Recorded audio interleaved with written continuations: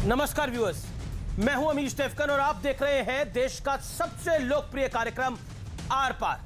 कश्मीर से लेकर कन्याकुमारी तक, महाराष्ट्र से मणिपुर तक, हमारे संविधान ने सबको एक सम्मान, ह्यूमन राइट्स यानी मानव अधिकार का हक दिया है। बिल्कुल होना चाहिए, लेकिन क्या कुछ नेता और कुछ लोग इसमें सिलेक्टिव सोच की गंदी मिलावट कर रहे हैं? क्योंकि प्रधानमंत्री मोदी ने आज कहा है कि कुछ लोगों को एक मुद्दे पर तो मानवाधिकारों का हनन दिखता है, लेकिन वैसी ही घटना किसी दूसरी जगह पर हो जाए तो उन्हें कोई फर्क नहीं पड़ता। पीएम मोदी ने यह भी कहा है कि यह सिलेक्टिव अप्रोच लोकतंत्र के लिए बेहद खतरनाक है। प्रधानमंत्री मोदी के इस बयान के बाद चौतरफा सियासी संग्राम छिड़ गया। कांग्रेस कह रही है कि प्रधानमंत्री की सिलेक्टिव सोच सिलेक्टिव हो गई है, तो बीजेपी सवाल उठा रही है कि लखीमपुर पर तीखे तेवर दिखाने वाले राहुल गांधी, प्रियंका वाड्रा और अखिलेश यादव जी राजस्थान में हुई लिंचिंग पर खामोश है। वहां पर दलितों को पीट पीट के मारा जा रहा है। और उधर राजस्थान के मुख्यमंत्री अशोक गहलोत कह रहे हैं कि उत्तर प्रदेश में हम विपक्ष में है, इसलिए लखीमपुर जा रहे हैं। प्रधानमंत्री और गृह मंत्री अगर चाहे तो वो राजस्थान चले जाएं, लेकिन आज सबसे बड़ा सवाल है क्या वाकई ये सिलेक्टिव सोच लोकतंत्र के लिए घातक है? आज इसी मुद्दे पर होगी देश की सबसे बड़ी बहस, सिलेक्टिव सोच लोकतंत्र पर चोट। आज आर पार में हम इसकी बात भी करेंगे, इसका विश्लेषण भी करेंगे।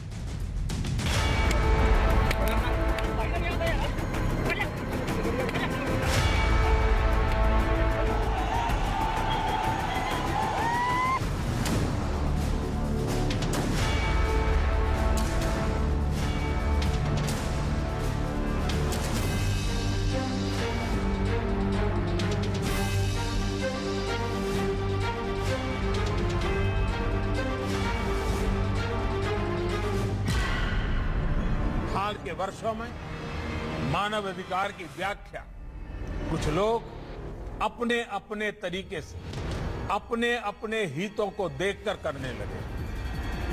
एक ही प्रकार की किसी घटना में कुछ लोगों को मानव अधिकार का हनन दिखता है और वैसी ही किसी दूसरी घटना में इन्हीं लोगों को मानव अधिकार का हनन नहीं दिखता। इस प्रकार की मानसिकता भी मानव अधिकार को बहुत ज्यादा नुकसान पहुंचाती है। मानव अधिकार का बहुत ज्यादा हनन तब होता है जब उसे राजनीतिक रंग से देखा जाता है, राजनीतिक चश्मे से देखा जाता है, राजनीतिक नफा नुकसान के तराजू से तोला जाता है। इस तरह का सिलेक्टिव व्यवहार लोकतंत्र के लिए भी उतना ही नुकसानदायक है। प्रधानमंत्री मोदी के इस बयान ने नई बहस छेड़ दी है, क्योंकि हाल ही में दो शर्मनाक घटनाएं घटी। लखीमपुर में हिंसा का नंगा नाच हुआ और राजस्थान में एक दलित की बर्बरता से जान ले ली गई। लेकिन कई लोगों ने अपनी अपनी सुविधा के हिसाब से इन दोनों घटनाओं पर सियासी लकीर खींच दी। हम भी आरोप लगाते हैं प्रधानमंत्री पे कि बड़े सिलेक्टिवली बोलते हैं। क्यों नहीं बोले हाथरस पे, क्यों नहीं बोले कठुआ पे, क्यों नहीं बोले लखीमपुर खीरी पर? अब क्यों बोल रहे हैं? आखिर क्यों? इतना बड़ा जघन्य अपराध राजस्थान में हो जाता है, जगदीश मेघवाल को मार दिया जाता है, उसकी लिंचिंग हो जाती है, मगर क्या आपने राहुल गांधी, प्रियंका वाड्रा, अखिलेश यादव इनमें से किसी को वहां जाते हुए देखा? क्या आप बंगाल के किसी नेता को वहां जाके धरना देते हुए आपने देखा? नहीं, किसी ने ट्वीट भी नहीं किया। वो ऐसी बेवकूफी की बातें कर रहे हैं कि राजस्थान में प्रियंका गांधी जी और राहुल गांधी जी क्यों नहीं आते हैं? अरे वो तो उनकी सरकार है वहाँ पर, तो वो वहाँ जाएंगे जो विपक्ष की जब सत्ता पर ये सरकारें हैं। हमारे यहाँ आना चाहिए, प्रधानमंत्री जी को आना चाहिए, गृह मंत्री जी को आना चाहिए, जेपी नड्डा जी को आना चाहिए। देखिए जाके हनुमानगढ़ में क्या होगा। और सिर्फ हनुमानगढ़ की ही घटना नहीं है, राजस्थान के ही जालौर में दलित युवक को बेरहमी से पीटा गया, मुर्गा बनाकर अपमानित किया गया। बीकानेर में कांग्रेस के एक नेता की खुलेआम बेरहमी से पिटाई की गई। छत्तीसगढ़ के कवर्धा की घटना पर भी विपक्ष खामोश है। तो सवाल है कि क्या वोट की खेती के लिए लखीमपुर में सियासी जमीन तैयार की जा रही है? क्योंकि प्रियंका गांधी आज भी लखीमपुर में है, किसानों की अंतिम अरदास में शामिल हुई। लेकिन राजस्थान या छत्तीसगढ़ पर सियासी सन्नाटा छाया हुआ है। तो आज इसी पर होगी देश की सबसे बड़ी बहस, सिलेक्टिव सोच, लोकतंत्र पर चोट। और अब वक्त है विश्लेषण का, लेकिन आज विश्लेषण के 5 बिंदु तो होंगे ही, लेकिन आज विश्लेषण के कुछ मैं आपको लाइव एग्जांपल भी बताऊंगा। पहला मैं आपको बताना चाहता हूं सिलेक्टिव सियासत का विश्लेषण क्या है। लखीमपुर में सियासी जमावड़ा, राजस्थान छत्तीसगढ़ पर खामोशी संदेहास्पद, कश्मीर में टारगेट किलिंग की भी निंदा और चिंता करना बेहद जरूरी है। जिस तरह से कश्मीर में टारगेट किलिंग हुई है, हिंदुओं और सिखों को खोज खोज के मारा गया है। कश्मीर से लेकर कन्याकुमारी तक सबके मानवाधिकार समान है। दलित मुस्लिम की हत्या अगर बीजेपी राज्य में हो तो चुप्पी, गैर बीजेपी राज्य में हो तो चुप्पी छा जाती है। अगर ये कोई राज्य जहां बीजेपी शासित नहीं है, वहां अगर ये हत्या हो तो बहुत शोर मचता है, लेकिन अगर ये गैर बीजेपी राज्य है तो चुप्पी छा जाती है। वोट के लिए सिलेक्टिव सियासी दांव पेच खेला जा रहा है, ये बहुत इंपॉर्टेंट है। लेकिन अब मैं आपको कुछ लाइव एग्जांपल बता रहा हूं। इस देश के अंदर कहा जाता है कि अजय मिश्रा टेनी को इस्तीफा दे देना चाहिए। उसके पुत्र ने गलती करी, वो इस समय गिरफ्तार है, उसकी रिमांड कब मांगी गई। लेकिन महाराष्ट्र में एमवीए यानी कांग्रेस, एनसीपी और सेना की सरकार है, पूर्व गृह मंत्री फरार है, नदारत है अनिल देशमुख, सबकी बोलती बंद है। पॉइंट यह है, एक तरफ कहा जाता है कि शाहरुख खान के बेटे पे इसलिए कार्रवाई हो रही है क्योंकि वो खान है, लेकिन क्योंकि वो शाहरुख खान का बेटा है इसलिए उसको बचाया, उसको उस पर कार्रवाई हो रही है। जनाब, अगर कोई ड्रग्स लेते हुए पकड़ा जाएगा तो उस पर कार्रवाई होगी, बाकी कोर्ट निर्णय करेंगे, जो कोर्ट का काम है। लेकिन दूसरी तरफ अजय मिश्रा टेनी के बेटे को आप गिरफ्तार कर लीजिए, बिना शख्स के गिरफ्तार कर लीजिए, वो गिरफ्तार है इस समय। अगर बच्चों के हिसाब से कार्रवाई ना हो, वो शाहरुख खान का बच्चा है, वो अजय मिश्रा टेनी का बच्चा है, तो फिर तो ये जो डबल स्टैंडर्ड है ये बड़े भारी है, और यही डबल स्टैंडर्ड इस देश की राजनीति में सक्रिय है। मेरे साथ बात करने के लिए पहले मेरे साथ केंद्रीय मंत्री जुड़ रहे हैं मेघवाल साहब। मेघवाल साहब, आपका अभिनंदन है, आपका स्वागत है। अर्जुन राम मेघवाल साहब, मेरा पहला सवाल आपसे है। अशोक गहलोत कह रहे हैं कि मेरे राज्य के अंदर, वो कांग्रेस का राज्य है, वो प्रियंका गांधी और राहुल गांधी की सरकार है, और अगर आपत्ति है बीजेपी को तो प्रधानमंत्री मोदी जी जाए, गृह मंत्री अमित शाह जी जाए, जेपी नड्डा भी जाए, जो नेता हनुमानगढ़ आना चाहता है आ जाए। इन सब की घिग्गी बन जाती है जब हनुमानगढ़ आने की बात होती है। हम तो तैयार हैं कि कोई भी आए, अशोक गहलोत कह रहे हैं। अशोक गहलोत साहब मेरे ख्याल में झूठ बोल रहे हैं। हनुमानगढ़ और श्री गंगानगर में जिस तरह से कानून व्यवस्था बिगड़ी है, हमारे अनुसूचित जाति मोर्चे के प्रदेश अध्यक्ष कैलाश मेघवाल श्री गंगानगर गए और किसान आंदोलन के नाम पर कांग्रेस के कार्यकर्ताओं ने उनको पकड़ा और बुरी तरह से पीटा, फिर भी अशोक गहलोत ने कोई कार्रवाई नहीं की।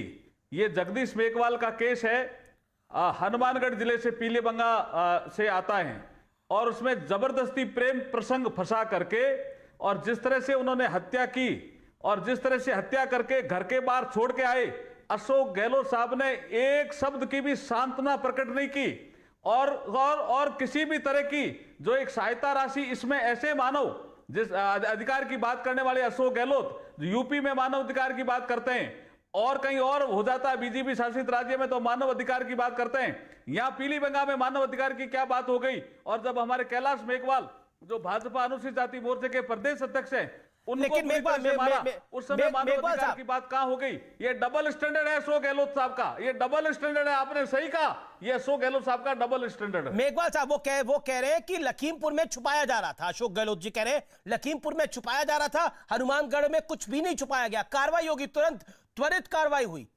सिलेक्टिव सोच बीजेपी वालों की है। क्या पवन खेड़ा जो कांग्रेस के प्रवक्ता है, उन्होंने बोला कि सिलेक्टिव सोच प्रधानमंत्री की है। अरे वो उन्होंने खुद ही वीडियो बनाया। अरे साहस तो देखिए हत्यारों का, हनुमानगढ़ में खुद ही वीडियो बनाया, लाश को घर के बाहर छोड़ गए। क्या कार्रवाई हुई? ये कोई, वो तो खुद ही घर के बाहर ही लाश को छोड़ गए थे।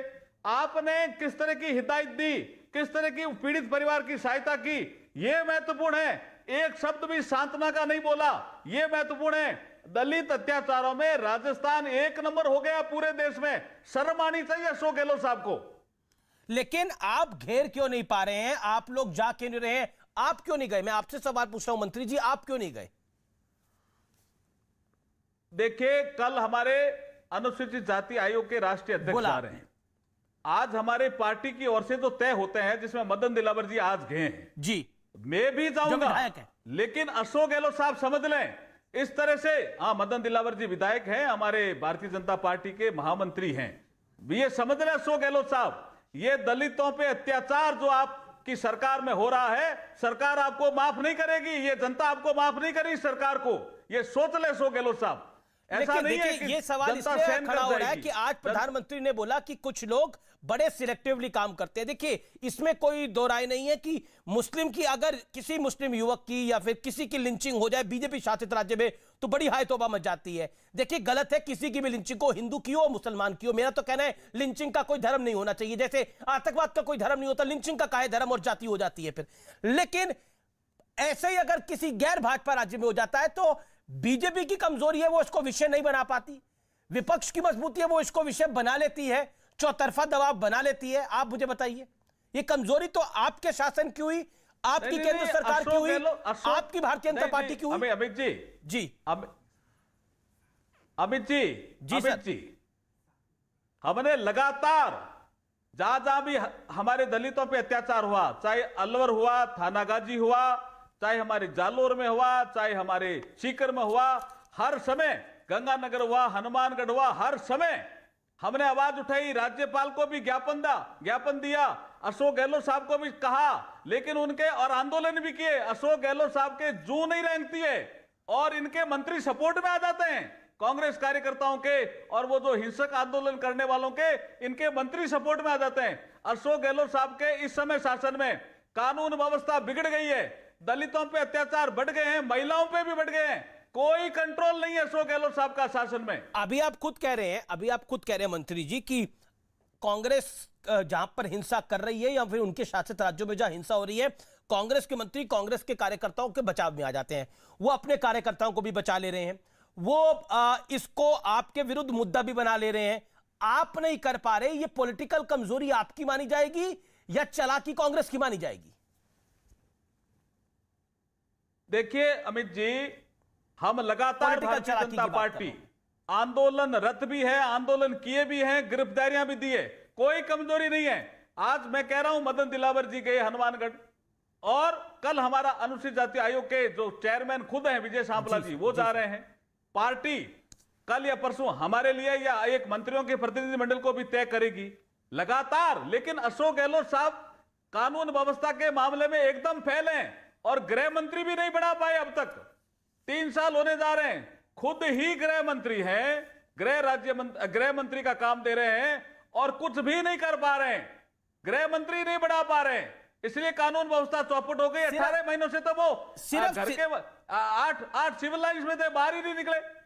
अब एक मैं सवाल आपसे पूछना चाहता हूं दिल की गहराई के साथ।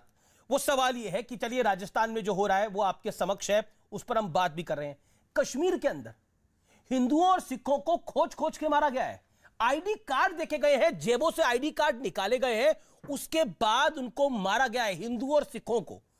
और इस देश के अंदर, इस देश की विडंबना है, ये मैं कहना चाहता हूं, इस देश की विडंबना है मंत्री जी कि एक कैंडल मार्च नहीं निकला दिल्ली के इंडिया गेट के पास।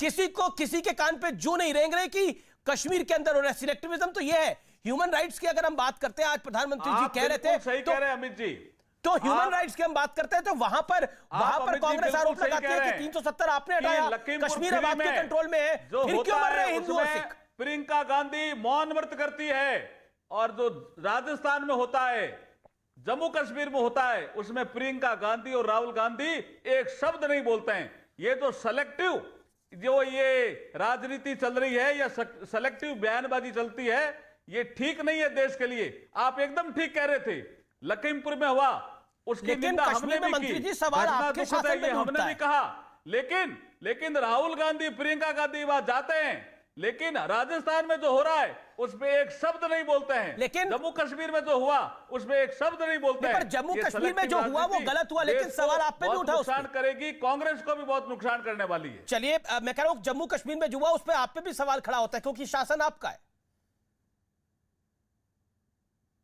हम आपको क्या कह रहे हैं कि कानून व्यवस्था के मामले में ये जो आपने सवाल खड़ा किया, ये सेलेक्टिव नहीं होना चाहिए। जहां भी हो, किसी का भी शासन हो जी, मानव अधिकार एक जैसे होने चाहिए। ये सेलेक्टिव अप्रोच ठीक नहीं है। बहुत बहुत धन्यवाद भाई साहब। आप बहुत बहुत शुक्रिया, बहुत बहुत शुक्रिया मेघवाल साहब, आपका हमारे साथ जुड़ने के लिए, अपनी राय को देने के लिए थैंक यू सो मच। बहुत बेबाकी से आपने सवालों के जवाब दिए, हर बात को रखा, और निश्चित तौर पर अर्जुन राम मेघवाल का कहना है, केंद्रीय मंत्री अर्जुन राम मेघवाल हमारे साथ आर पार में इस समय एक्सक्लूसिव थे। उन्होंने स्पष्ट रूप से बोला इस कार्यक्रम के अंदर, उन्होंने स्पष्ट रूप से बोला कि आखिरकार ये जो सिलेक्टिव अप्रोच है ये घातक है। मेरे साथ शहजाद पूनावाला जुड़ रहे हैं, गौरव भाटिया जुड़ रहे हैं, आचार्य प्रमोद कृष्णम जुड़ रहे हैं, तस्लीम रहमानी जुड़ रहे हैं। मैं सबसे पहले तस्लीम रहमानी आपका रुख करता हूं। जो आज प्रधानमंत्री ने भाषण दिया और कुछ देर पहले जो केंद्रीय मंत्री अर्जुन राम मेघवाल कह रहे थे, क्या कहना चाहते हैं? सिलेक्टिव अप्रोच आपको सूट करती है, पॉलिटिकली भी, इंटेलेक्चुअली भी?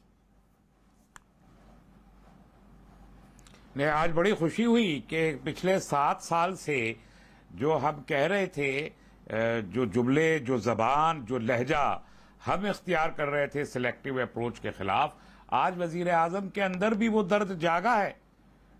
और हैरत है, मुझे शायद मुमकिन है कि मैं सही हूं कि लखीमपुर में जो भारतीय जनता पार्टी बैकफुट पे आई है उसके बाद उनके अंदर शायद ये दर्द जागा है। ये दर्द उनका उस दिन भी जागना चाहिए था जब असम के अंदर एक लाश के ऊपर एक दरिंदा कूद रहा था और सारी दुनिया उसे देख के चिल्ला रही थी कि ये हैवानियत है और इस हैवानियत की मुखालफत होनी चाहिए। इंटरनेशनल ह्यूमन राइट्स कमीशन चिल्ला रहा था, यूएन चिल्ला रहा था, ओआईसी चिल्ला रहा था, दुनिया का मीडिया चिल्ला रहा था, देश के अंदर सब लोग चिल्ला रहे थे, मगर वजीर आजम अगर नहीं बोला तो कोई वजीर आजम हमारे देश का वजीर दाखिला नहीं बोला। उस दिन भी बोलना चाहिए था। हम इसी सिलेक्टिविटी की मुखालफत करते हैं। हम राजस्थान में जिस हमारे भाई की, दलित भाई के साथ जो निर्मम उसकी हत्या की गई, हमने उसकी भी उतनी ही शिद्दत से मुखालफत की है जिस हैवानियत की मुखालफत हमने असम में की थी। हमारी अप्रोच सिलेक्टिव नहीं है। हम क्राइम को क्राइम समझते हैं,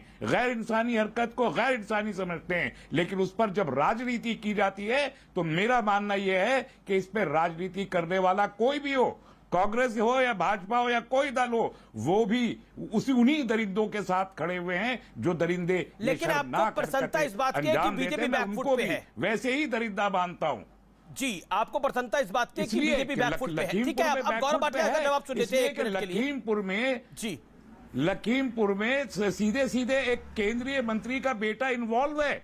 और आप देखिए नॉन सिलेक्टिविटी, जिन लोगों ने 4 आदमियों को रौंद डाला, जो मुआवजा उनको मिला वही मुआवजा उनको भी मिला जो रौंदने वालों में शरीक थे, जो मुजरिमों के कतार में खड़े हुए थे उनको भी मिला। ये नॉन सिलेक्टिविटी है। हाँ, मतलब आपकी नजर के अंदर यही सिलेक्टिविज्म है सर? ये नॉन सिलेक्टिविटी नहीं है, यही सिलेक्टिविज्म है जिसके अंदर जो 3 किसान वहां मारे गए, जो हिंसा में 3 किसान मारे गए, वो गलत है, लेकिन जो बाकी 4-5 लोग मारे गए वो सही है।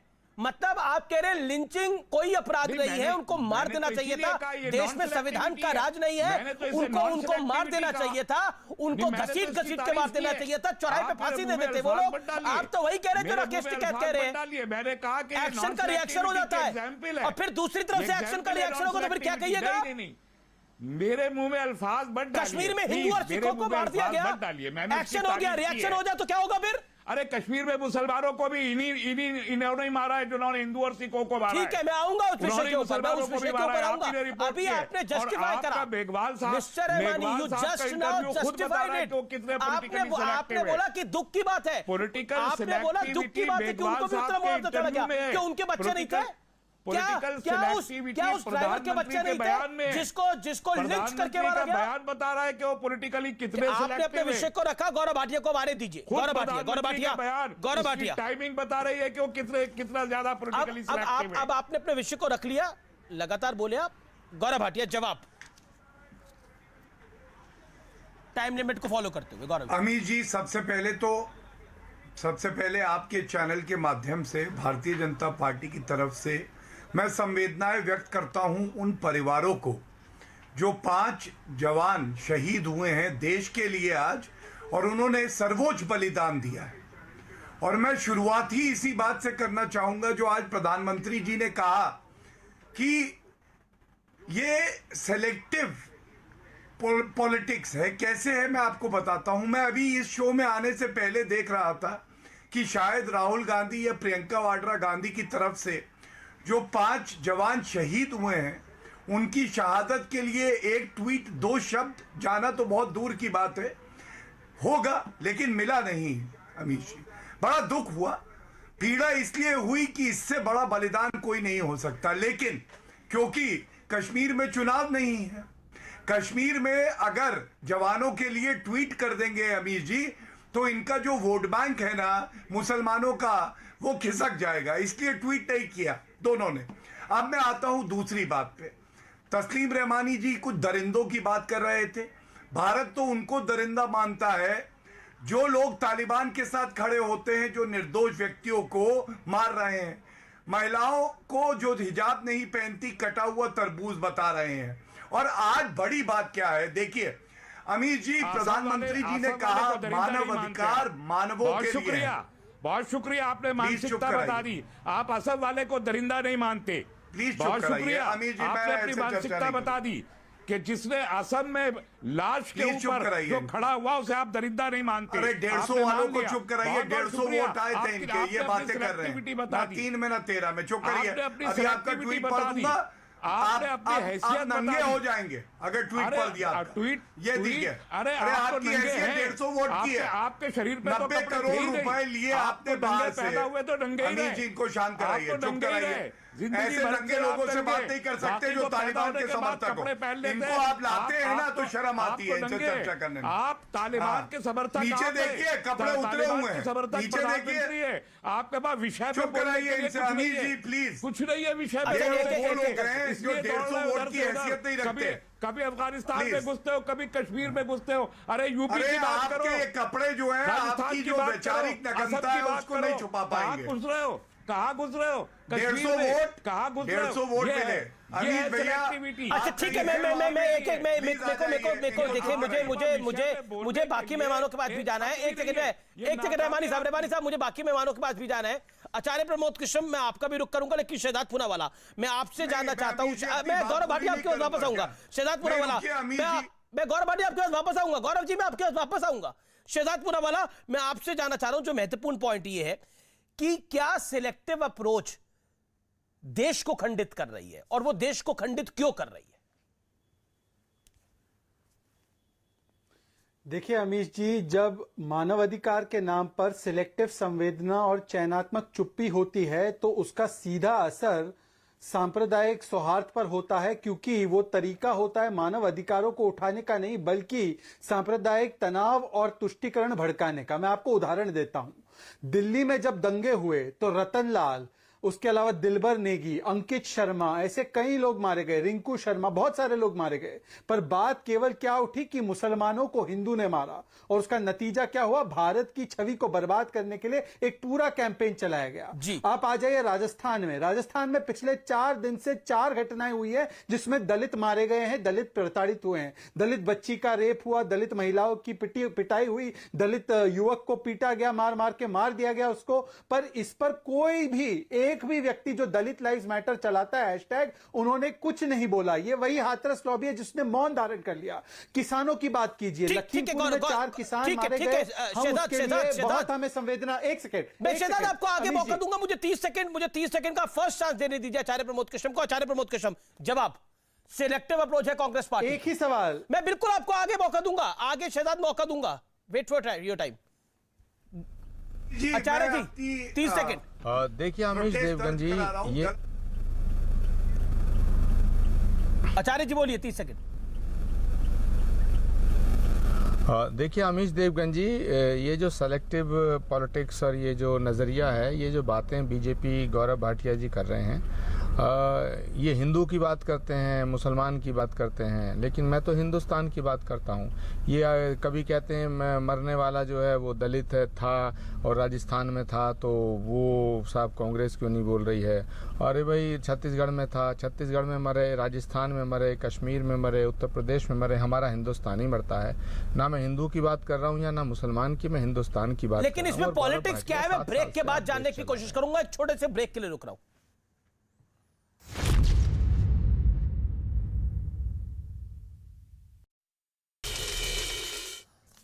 Welcome back. आप देख रहे हैं आर पार, देश का सबसे लोकप्रिय कार्यक्रम।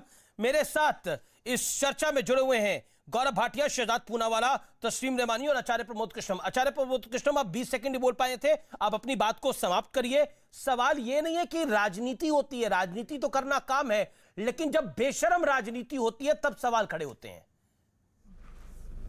आचार्य जी। अमीश देवगन, ये बेशरम राजनीति और शर्मदार राजनीति कौन कर रहा है? देश 7 साल से गौरव भाटिया जी आपकी पार्टी चला रही है। देश की जनता ने आपको बड़ा मैंडेट दिया था। जानते हो क्यों दिया था? गौरव भाटिया इसलिए दिया था कि देश की जनता को रोजगार मिलेगा, इसलिए दिया था कि देश की जनता का सम्मान होगा, इसलिए दिया था कि देश से आतंकवाद खत्म हो जाएगा, माओवाद खत्म हो जाएगा, नक्सलवाद खत्म हो जाएगा, ये पाकिस्तान प्रायोजित आतंकवाद खत्म हो जाएगा। हमारे जवानों को ये जो तिरंगे में लिपट लिपट के तीसरे दिन ये शव आते हैं, ये नहीं आएंगे। हमारे वहाँ कश्मीर में तमाम आईडी देख देख के, आईडी चेक कर करके हिंदुओं की हत्या नहीं होगी, इसलिए दिया था आपको मैंडेट। इसलिए नहीं दिया था कि आप किसानों के ऊपर गाड़ी चलवा दोगे, इसलिए नहीं दिया था कि आप कश्मीर में हिंदुओं की हत्या होगी और रोज आंसू बहाओगे, इसलिए नहीं दिया था कि हर बात के लिए नेहरू को जिम्मेदार ठहराओगे, इसलिए नहीं दिया था कि हर बात पर पानी पी पी के कांग्रेस को कोसोगे, इसलिए नहीं दिया था कि आप हर बात पर विपक्ष से सवाल करोगे। अरे सवाल हमसे क्या करते हो?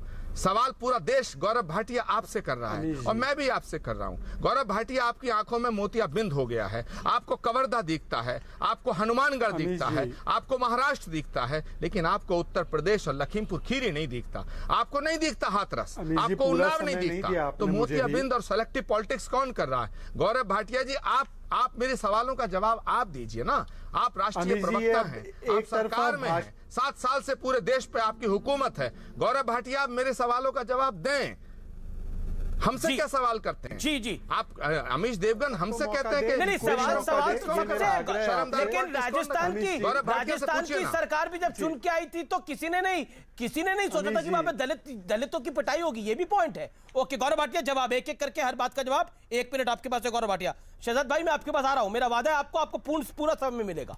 आप 1 मिनट भी देना चाहें किसी और को दे सकते हैं। बोलिए आप गौरव भाटिया, अपनी बात नहीं है, लेकिन एक आपत्ति दर्ज जरूर करूंगा शुरू में। जी, जब तस्लीम रहमानी बोले थे तो हम बीच में क्या बोले थे? हम जब बोले तो आप 2 मिनट के लिए चाय पीने चले गए। अमीश जी, मैं बोलता रहा, अमीश भैया आइए, बीच में बोल रहे हैं, नहीं, चाय मुझे अपनी बात रखनी है, आप आए नहीं, आपने वर्सेस दिखा दिया। ऐसे चीखम चिल्ली में कोई चर्चा नहीं हो सकती है। अगर चर्चा करानी है, अच्छे से करानी है, तो समय दीजिए कि हम लोग अपनी बात को रखिए। अभी आपने 25 सेकंड इसी में गवा दिए कि चर्चा कैसे होनी चाहिए, चर्चा कैसे नहीं होनी चाहिए। आपके पास अभी 45 सेकंड बचे, अपनी बात को रख लीजिए। मैं आपको और 1 मिनट दे देता हूँ, अपनी बात को रख लीजिए। भी दे दीजिए, धन्यवाद। हाँ, देखिए किसको मोतियाबिंद हुआ है मैं बताता हूं। ये जगदीश मेघवाल, कृष्ण वाल्मीकि, हरी जाटव, राजस्थान की जनता ने तो अशोक गहलोत को चुना था। लॉ एंड ऑर्डर तो स्टेट सब्जेक्ट है, लेकिन ये तीनों दलित थे, तीनों को लिंच किया गया और तीनों को राजस्थान में किया गया। क्या आपने देखा था कि राजनीतिक गिद्ध उड़ते उड़ते पहुंचे हो राजस्थान? राहुल गांधी या प्रियंका वाड्रा गांधी या सोनिया गांधी या एक शब्द कहा हो? नहीं कहा। अमीर जी, मोतियाबिंद किसको आप बताइए। अब जो मैं आपको बताने जा रहा हूं, जाना तो आपको चाहिए था ना 2018 आपकी पार्टी को। हनुमानगढ़ में राहुल गांधी थोड़ी जाएंगे, सतीश पुनिया। हनुमानगढ़ में प्रियंका गांधी वाड्रा थोड़ी जाएंगी। हनुमानगढ़ में आपको जाना चाहिए। अशोक गहलोत कह रहे हैं I will invite, they should come, why stop them? I will tell you. Yeah, please. They should come because they have to ensure justice. And Satish Poonia ji Bharatiya Janata party के प्रदेश अध्यक्ष हैं, प्रदर्शन कर रहे थे, उसके बाद FIR हुई। भारतीय जनता पार्टी के राष्ट्रीय कार्यालय से प्रेस कॉन्फ्रेंस करी हमने मुद्दा उठाया, उसके बाद गिरफ्तारी करी गई, उससे पहले नहीं। ये तथ्य है अमीर जी, आप जान लीजिए। अब सुनिए जो मैं बताने जा रहा हूं। क्यों कहा प्रधानमंत्री जी ने कि सेलेक्टिव जो है आउटरीच होता है। रकबर खान और खेताराम, दो लोगों की लिंचिंग हुई, एक ही तारीख को हुई। आपको मालूम है, रकबर खान के लिए राहुल गांधी ने ट्वीट किया, देख लीजिएगा। सचिन पायलट ने प्रेस कॉन्फ्रेंस करी, खेताराम के लिए नहीं करी। जुडिशियल इंक्वायरी बैठी रकबर खान के लिए, लेकिन खेताराम के लिए नहीं। मुआवजा दिया गया रकबर खान के परिवार को, खेताराम के परिवार को नहीं। और सुनिए, अंत कर रहा हूं 5 सेकंड। खेताराम की सिर्फ गुनाह यह था कि उसने एक मुस्लिम बच्ची से प्यार किया था, जबकि रकबर खान स्मगलिंग कर रहा था गाय की। उसके बावजूद रकबर खान के साथ खड़ा रहा खेताराम के साथ। जी शहजाद पूनावाला, आप अपनी बात को रखिएगा, लेकिन पहले आचार्य जी, आपको बिंद्रू साहब का मानवाधिकार क्यों नहीं दिखता? मेरा सवाल ये है। आपको दीपक चंद का मानवाधिकार क्यों नहीं दिखता? आपको वीरेंद्र पासवान का मानवाधिकार क्यों नहीं दिखता? पूरा भाषण आचार्य प्रमोद किशन, नहीं, मैं आपको मौका दूंगा शहजाद, आपको मौका दे रहा हूं मैं। नहीं अमीश जी, ये कैसा अन्याय है? आप फिर मुझे मत बिठाइए अमीश जी। नहीं, बिल्कुल आपको बिठा रहे हैं, और आपको अपनी बात रखने का मौका भी दिया जाएगा। सवाल ले लीजिए, उसके बाद आप नहीं, बिल्कुल आप अपना सवाल रखिएगा। एक सेकंड ऑडियो डाउन करिए। पहले मैं आचार्य जी से सवाल पूछ लूं। आचार्य जी, 20 सेकंड में जवाब इस बात का। हाँ, देखिए, गौरव भाटिया जी बड़ी अच्छी बात कर रहे थे कि राजस्थान में दलितों पर अत्याचार। नहीं, मैंने तो सवाल पूछा, आपको बिंद्रू का मानवाधिकार क्यों नहीं दिखता? नहीं जाता। आपको जो कश्मीर में पासवान लड़का जिसको मार दिया गया, उसका मानवाधिकार क्यों नहीं दिखता? एक तो आज मैं बड़ा प्रसन्न भी हूं और हैरान भी हूं कि गौरव भाटिया को बड़ी पीड़ा हो रही है आपकी एंकरिंग से। जब आप हमें टोकते थे तो गौरव भाटिया को बड़ा अच्छा लगता था, आज आपने गौरव भाटिया जी को टोका तो आज उनको बड़ा दर्द हो रहा। लेकिन कोई बात नहीं, एंकर की निष्पक्षता इसी में जाहिर है कि वो सारी पार्टियों को बराबर मौका दे और सबकी बात को सुने। अब मैं सवाल का जवाब देता हूं। अमीर जी, जब हाथरस कांड होता तो प्रियंका जी जाती है, राहुल गांधी जाते हैं। जब उन्नाव कांड होता, सोनभद्र होता, तो प्रियंका गांधी दिल्ली से चल के प्रोटेस्ट करती हैं। और जब लखीमपुर खीरी होता तब भी प्रियंका गांधी सड़क पे नजर आती हैं और बिना किसी जुर्म के 3 दिन हिरासत काटती हैं। मैं पूछना चाहता हूं गौरव भाटिया से, अरे भाई, आप हनुमानगढ़ चले जाते, आप राजस्थान चले जाते, कवर्धा चले जाते, आपके पैरों में मेहंदी लगी थी क्या? आपको जाने से रोका है क्या? खूब प्रोटेस्ट करो ना हमारी सरकार के खिलाफ, क्यों नहीं करते? ठीक है, जवाब अरे अमित शाह जी जाते, आप जाते, ठीक है, जवाब ले लेते हैं। आपको जाने से रोका है? विपक्ष का काम है सरकार की गलत नीतियों का, आप भी करो, हम भी कर रहे हैं। शहजाद, आपकी बात मेरी पहले पूरी हो पाई थी अच्छे से, आप अपनी बात को रखिए। आप गिद्ध बताएंगे तो मुझे इस पर आपत्ति है। मुझे गौरव भाटिया जी के एक शब्द पे आपत्ति है। अब मुझे उम्मीद है, गिद्ध बताया, बिल्कुल उम्मीद है कि मुझे टोका नहीं जाएगा, सम्मान किया जाता है। ठीक है, देखिए अमीश जी, शुरू हो गया फिर से। शहजाद बोलिए। आप ये तरीका गलत है। मैं फिर से दर्ज करवा रहा हूं कि मैं 35 मिनट से बैठा हूं और मुझे 35 सेकंड भी नहीं मिला है। मैं अपनी बात नहीं, आप 1.5 मिनट बोले हैं, आप 1.5 मिनट बोले हैं पहले। व्यक्ति कह रहे हैं, आप अपनी बात को रखिए अभी। हाँ, नहीं, ठीक है हमीश जी, ठीक है, वो गिन लेना। मेरे समर्थक जो है वो आपको बता देंगे कितना समय मैं बोला। एनीवेज, मैं आपसे केवल इतना कहना चाहता हूं अमीश जी कि देखिए, कुछ लोग कहते हैं कि हम तो हिंदुस्तान मानते हैं, हम हिंदू मुसलमान नहीं मानते हैं। तो मैं सिर्फ उनसे इतना पूछना चाहता हूं कि इस डिबेट की शुरुआती टिप्पणी में तस्लीम रहमानी ने शुभम मिश्रा, हरिओम मिश्रा को यह आरोप लगाकर तोहमत लगा दी कि उन्होंने गाड़ियों से रौंद दिया, जबकि ऐसा कोई भी तथ्य अभी तक सामने नहीं आया है। पंडित समाज को अपमानित करने वाला इतना बड़ा बयान दिया गया और यहां पर तथाकथित पंडितों के बहुत बड़े बड़े नेता बैठे हैं, वो एक शब्द भी नहीं बोल पाए। और ये वही लोग हैं जिन्होंने हिंदू आतंकवाद तो कह दिया, पर खैर एक बार वो जम्मू कश्मीर में हो रहे जो आतंकवाद को इस्लामिक आतंकवाद बोलने की हिम्मत है कांग्रेस पार्टी की कि वो जो कश्मीर में सिखों को, हिंदुओं को चुन चुन के मारा जा रहा है वो इस्लामिक आतंकवाद है। चलिए, बहुत बड़ी बड़ी बातें करते हैं ना नाराए तकबीर लगाने वाले लोग, आज मैं उनको चुनौती देता हूं कि अधिकृत रूप से वो रणदीप सुरजेवाला से बुलवाए। क्योंकि देखिए, ऐसे तो कई लोग आएंगे जाएंगे डिबेट में, उनकी तो कोई अहमियत नहीं है। रणदीप सुरजेवाला, चिदम्बरम, सुशील कुमार शिंदे क्या ये बोलेंगे कि हिंदू आतंकवाद था तो उसके तरह ही इस्लामिक आतंकवाद भी है? अन्यथा ये चयनात्मक आरोप लगाना और पंडित समाज को जिस तरीके से गाली दी गई है कि उन्होंने गाड़ियों से रौंदा, शुभम मिश्रा के ऊपर यह आरोप लगाया गया है, इसके लिए माफी मांगनी चाहिए। ऐसा कोई तथ्य आरोप लगाने के लिए नहीं है, इनको वहां के पंडितों की अपमान करने के लिए माफी मांगनी चाहिए। तस्लीम नवानी, जवाब 40 सेकंड में जवाब शहजाद पूनावाला को। देखिए, मैंने तो किसी का नाम आपने लिया बोला नहीं ही। था। मैंने तो कहा था कि रौंदने वालों के समर्थक, सुन लीजिए दोबारा, रौंदने वालों के समर्थक। मैंने किसी का नाम नहीं लिया, ना मैंने किसी की जाति बताई, ना किसी का धर्म बताया, कुछ नहीं। सेलेक्टिविटी ये है जो ये बयान की। और देखिए, आज आपका प्रोग्राम सारी दुनिया देख रही है, देखती है, आज भी देख रही है, पहले भी देखा है। आज फिर एक बार उस सिलेक्टिविटी का इजहार इसी प्रोग्राम में हो रहा है कि खुद पॉलिटिकल सिलेक्टिविटी रूलिंग पार्टी के जो स्पोक्स पर्सन है वो यहां कर रहे हैं, और उन्होंने अपनी पार्टी और अपनी आइडियोलॉजी के उस समर्थक को जो एक लाश के ऊपर कूद रहा था कैमरा छोड़ के, सहाफी के भेष में वहां मौजूद था, उसको दरिंदा मानने से इनकार कर दिया, जबकि सारी दुनिया उसे दरिंदा मान रही है। ठीक है शहजाद जवाब।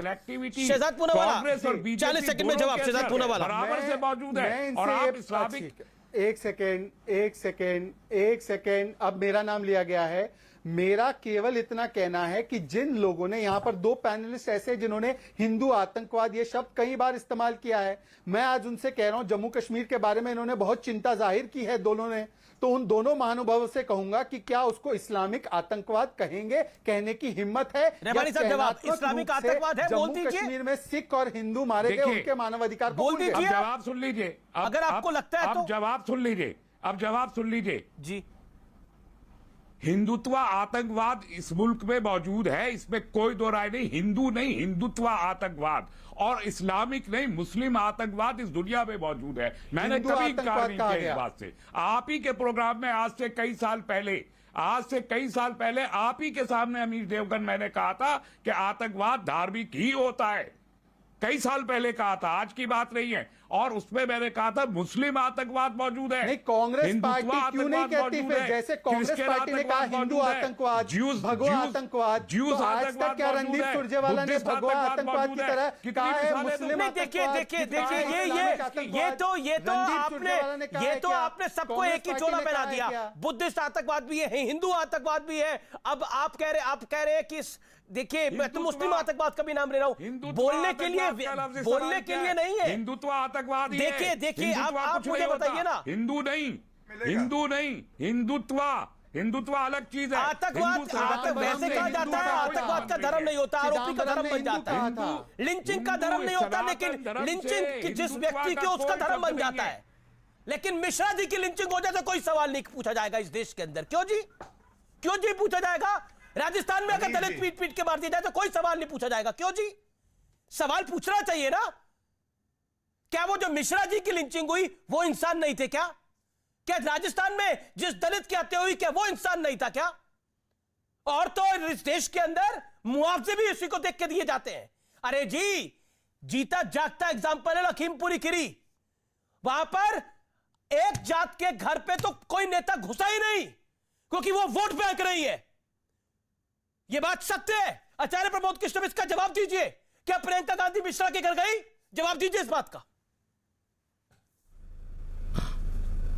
और देखिए अमीश देवगन, एक तो मैं साफ तौर से कहना चाहता हूं कि अगर कोई इस्लाम के नाम पर अल्लाह अकबर का नारा लगा, मैं सवाल पूछा हूं, प्रियंका जी क्या मिश्रा जी के घर गई थी जिसकी लिंचिंग हुई उधर? मैं सवाल यह पूछ रहा हूं आपसे।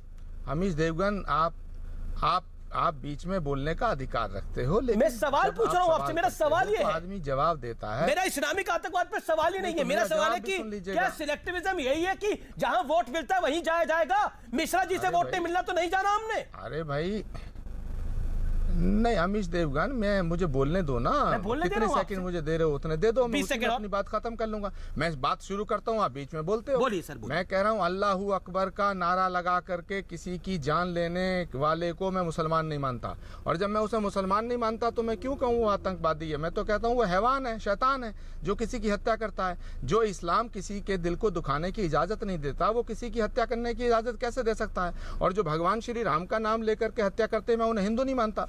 मैं तो कहता हूं कि हिंदू या मुसलमान जो हैं अपने अपने धर्म, अपने अपने अकीदों पर, अपने अपनी आस्था पर कायम रहें, लेकिन धर्म का नाम लेके जो हत्या करता है, अच्छा ये बताइए मुझे, ये बड़ा आसान है। देखिए वही बात तस्लीम रहमानी ने करी, वही बात आपने कर दी, कंपैरिजन कर दिया आपने। मुझे बताइए प्रभु श्री राम का नाम लेकर किसने कहां गोली चला दी? मुझे बताइए ना, मुझे बताइए ना, प्रभु श्री राम का नाम लेकर किसने गोली चला दी? जय श्री राम उठाए कर दिया हो किसी ने? बताइए मुझे। ये हम इसको न्यूट्रल बनाने के चक्कर में, इसको निष्पक्ष बनाने के चक्कर में हम ये बात का कंपैरिजन कर देते हैं कि श्री राम का कहने वाला भी गलत है, अल्लाह अकबर का कहने वाला भी गलत है। इसके एग्जाम्पल आपको सौयों मिलेंगे कि अल्लाह अकबर कहते हुए गोली चला दी गई, जय श्री राम बोलते हुए किसने बंदूक चलाई, किसने गोली चलाई, जय श्री राम बोलते हुए किसने 9/11 कर दिया? बताइए ना मुझे आप।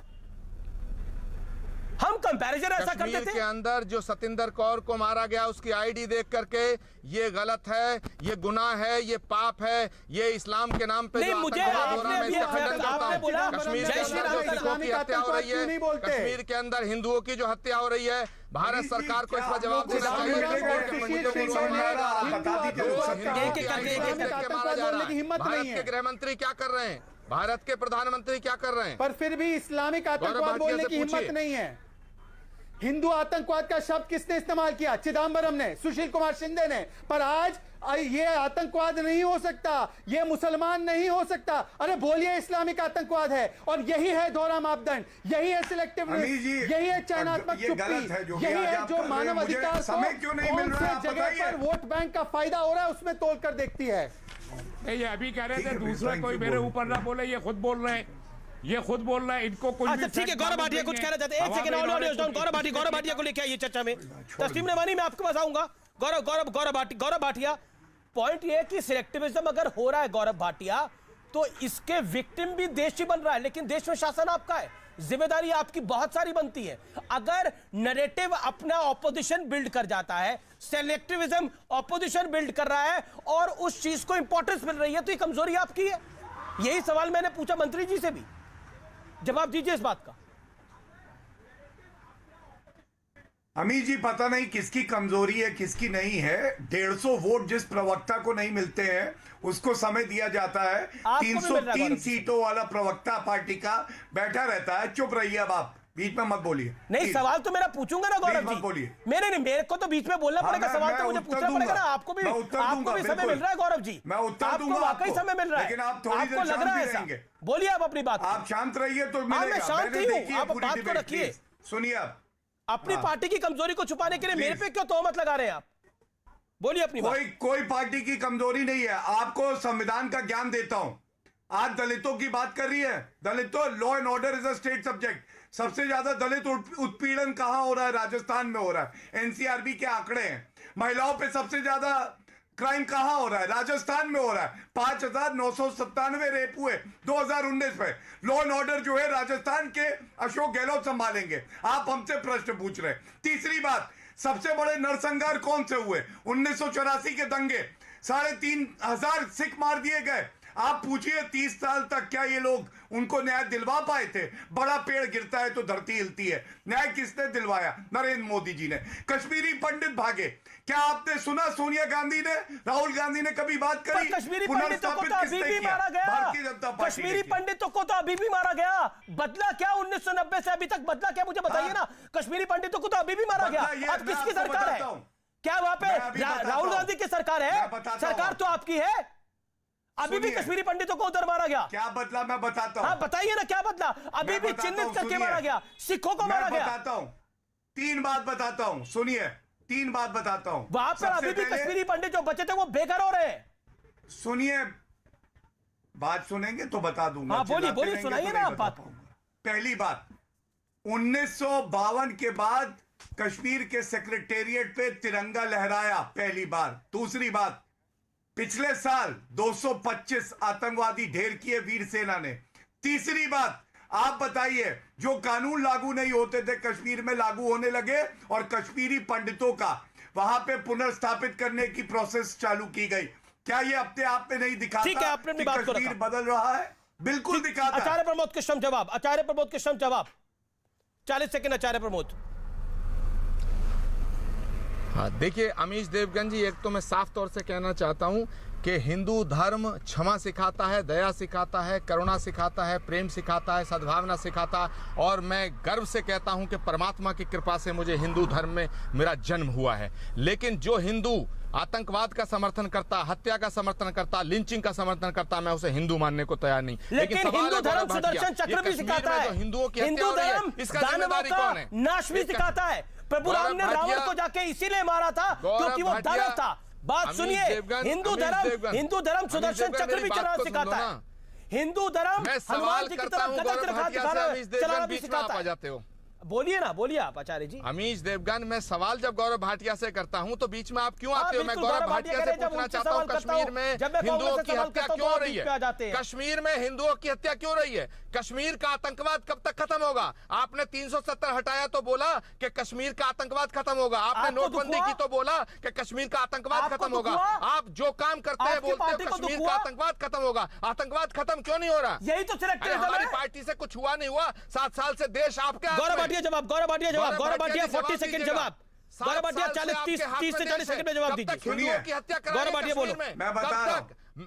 कब तक गौरव जी बोलिए। क्यों नहीं इस हत्याकांड को रोकते? क्यों नहीं आचार्य प्रमोद कृष्णन जी, रोकते? गौरव भाटिया जी, आप सुप्रीम कोर्ट के वकील भी हैं। आचार्य प्रमोद कृष्णन जी, आपने सवाल जवाब दीजिएगा। आप दिल पे हाथ रख के बोलिए, कब खत्म होगा? हिंदुओं की हत्या वहां क्यों हो रही है? ठीक है, कश्मीरी पंडितों की हत्या क्यों हो रही है? जवानों की शहादत क्यों हो रही है? आचार्य जी, आपने बोला अपनी बात को ना, बोलिए गौरव। आप वरिष्ठ वकील हैं, बताइए ना। आप प्रवक्ता हैं, बताइए ना। आप सरकार है, बताइए ना। अच्छा सुनिए ना, आप सुनिए, जवाब तो सुनिए। सुनते ही नहीं है। असंभव को जो संभव कर देता है वो श्री नरेंद्र मोदी जी हैं। आप कहते थे ना अनुच्छेद 370 हटा के दिखाओ, हटा दिया। आपने कहा कब खत्म होगा आतंकवाद? आतंकवाद में कमी आई है और कांग्रेस के खत्म होने से पहले आपको दिखा के खत्म करेंगे कि कैसे आतंकवाद खत्म हुआ और उसके बाद कांग्रेस खत्म हुई।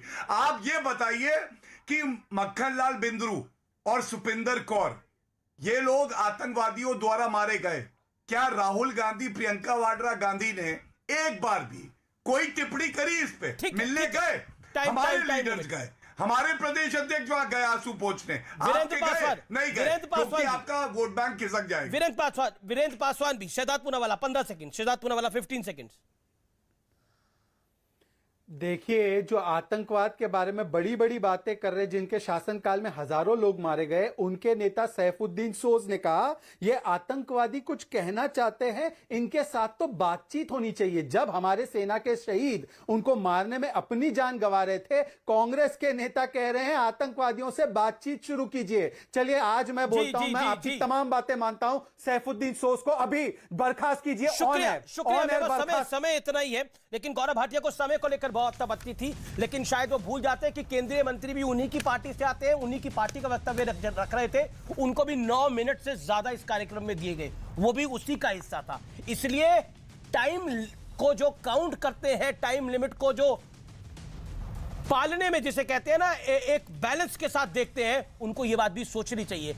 फिलहाल आर पार में इतना ही, लेकिन आज की बहस का निष्कर्ष यही है, सिलेक्टिविज्म इस देश के लिए घातक है, घातक है, घातक है। नमस्कार, शुभ रात्रि।